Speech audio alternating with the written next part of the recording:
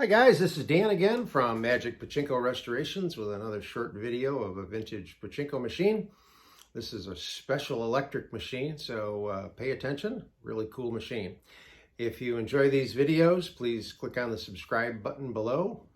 Certainly enjoy the comments, the thumbs up, the likes, so on and so forth on YouTube. YouTube is also one way you can contact me, although I do need contact information to be able to get back to you.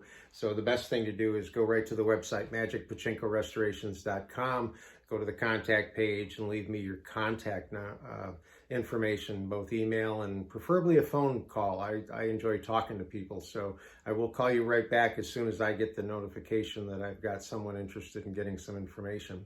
So today, this is a very, very cool machine. This is a 1978 Nishijin Model C, and this is one of their special electric series. I believe, I'm not really sure what this one is called. I'm not 100% sure. I've heard the Fish, which I believe that's what I would call it. I've heard of Piranha.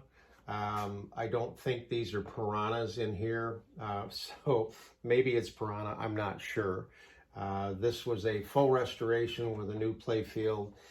This machine had suffered some damage over time. It had tipped over, I believe, both ways. This whole unit right here was broken. So fortunately, I had another whole lower tray unit here that fit on the machine. Now, there's one thing about a Model C you may or may not know. The C's don't have bumpers on them. They have what's called a foul lane. And if you launch too hard, the ball will go into the foul lane and drop. And then there's a chute that brings it back over to the supply tray.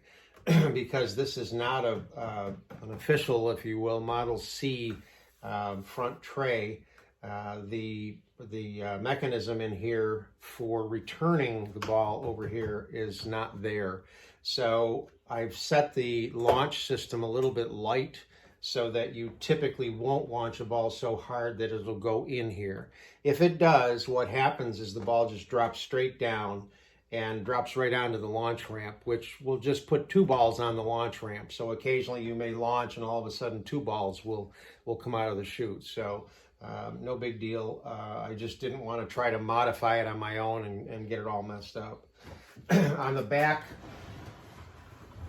you notice this is what makes it the special electric here. This is the little circuit board. It's just one solenoid. It's a pretty simple circuit, and it's connected to the four tulips internally. So I believe it fell backwards and this got broken. This is the center attraction. This was a mess when I got it. Somebody tried to glue it all back together and it was just horrible. So I took it all apart, obviously, because I had to clean it. But I've got it functioning correctly now. There is a light here that will light when the jackpot goes off, along with the two lights that are on the machine on the front side. This is the ball out light. Now, because of the solenoid here, this does require a 24-volt system. So this is a 24-volt transformer. It also provides 12 volts. So this line is 24, goes directly to this board. It's an AC transformer, but there's a rectifier circuit on this, changes it over to DC. Originally, the 24 would have come up here and then gone from here down. I just shortcutted that because the rectifier is on this. Not quite often the rectifiers are up in this area here.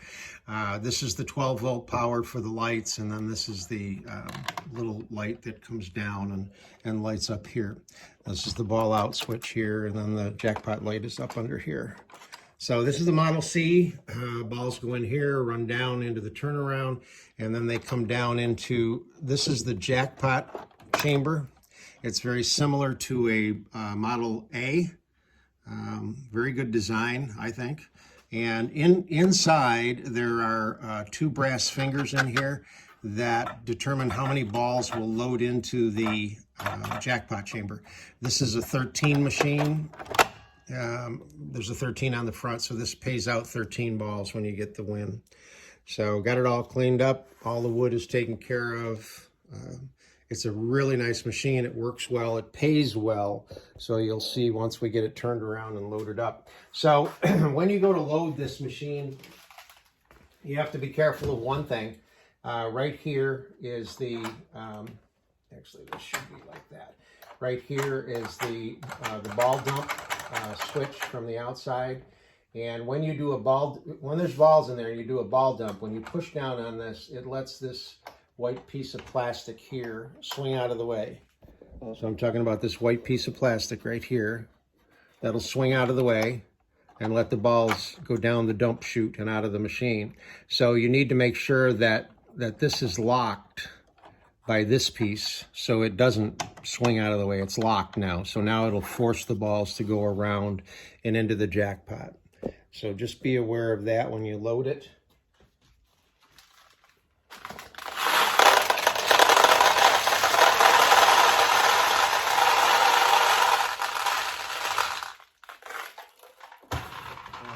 Had I plugged it in prior to loading it, you would have seen the ball out light come on. For some reason this doesn't like when my receptacle, there it is. You would have seen the ball light go on. It's right there. Okay, so now it's all loaded up, ready to go. The seesaw is right here. It's very easy to make sure it's in the right spot, which is, you can see it's right here. And you just make sure that this is down, this is up, it's ready to go, okay? So this works basically the same way. I mean, the winning balls come in, hit the seesaw, drop down this chute, push down this is the jackpot arm. It'll push the jackpot arm down, release the balls, they go out the front, and then the whole thing recycles and resets, okay? So it's ready to go. Now, the way that the special electric portion works, you have 2 pay pockets and 4 tulips. Up top in the center attraction, there's an entry for the balls on each side. There's an entry on each side of this for the balls to go in. When the balls drop in, they'll go into this center attraction, which has quite a bit of depth to it. And on the back side, there's 3 holes. So I'm going to try to get this in so that you can see it actually in action. But there's 3 holes back there. If it drops in this hole, it'll open this tulip. If it drops in this hole, it'll open this tulip. If it drops in the middle, it triggers the solenoid, and it will pop open all of these tulips. So what I'm going to do, just so that you can see that, I can get my fingers, I'm going to have to put my fingers in there. So I hope I'm not going to get in the shot too much. But if I go like this and drop it into the center, the solenoid opens all the tulips. So that's the special electric part of the machine. Okay, so let me back this up just a little. And we'll start to launch some balls so you can see the actual workings of the machine.